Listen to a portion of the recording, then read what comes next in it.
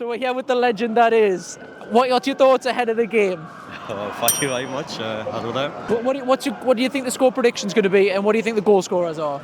But as for score prediction, I said 1-0. I'm going to stick with 1-0 before the game. I think it'll be similar to last week where the subs today will come on. And now I'm assuming it's the exact same start 11, so you got St. Maximin, Isak and the bench. Yep. I'm assuming those two come on the second half, and I think again they're going to be game changers. I think it'll be St. Maximin this time that's going to score the match winner, so I'm going to stick with him. But I'm nervous. I'm nervous, but I'm confident at the same time because the game is in our hands at the minute. But still low.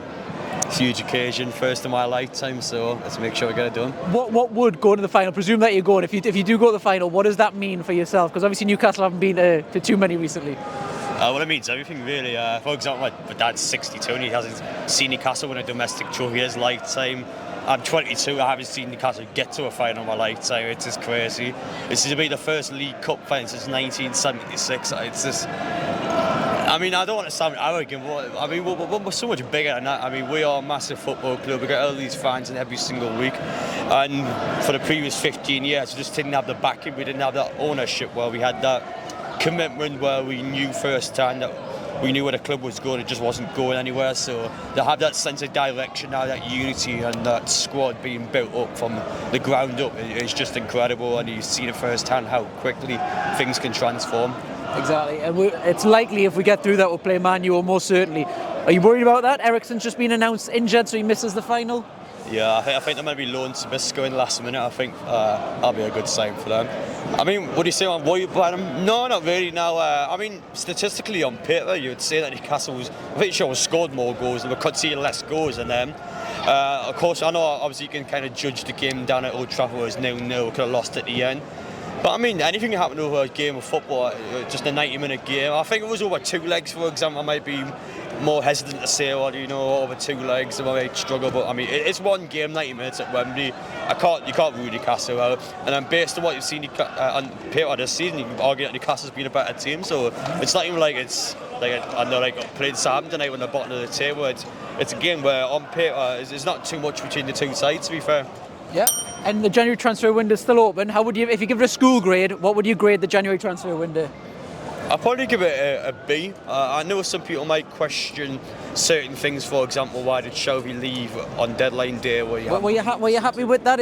Was that a move that kind of shows the progression of Newcastle that had to happen, or are you sad to see him leave? Or well, I think it was a bit of an opportunity from Newcastle. It wasn't really a case where Newcastle were looking to sell Shelby. I think they've seen that not the false came in 2.5-year contract. The player himself clearly wants to go. He wants game time, which you got to respect. And Shelby for 7 years has given everything to Newcastle, so the club has respect if we let him go.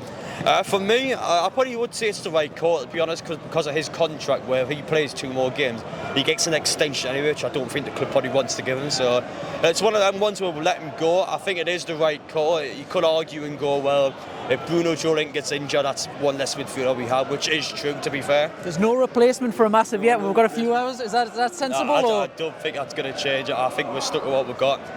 It's not sensible in that aspect, but I mean, he's played 40 minutes this season or something. Like, he hasn't been playing anyway. I know he's had his injuries, but even so, it's not like this is the player that's been playing for us loads of games this season. He hasn't. So does that give Elliot Anderson a big chance to step up then?